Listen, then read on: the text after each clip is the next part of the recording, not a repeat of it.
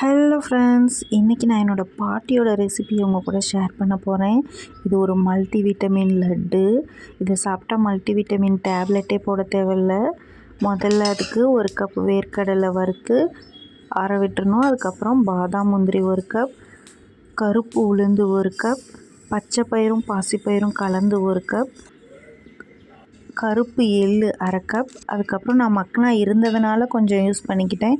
இது எல்லாமே வறுத்து ஆற வைக்கணும்.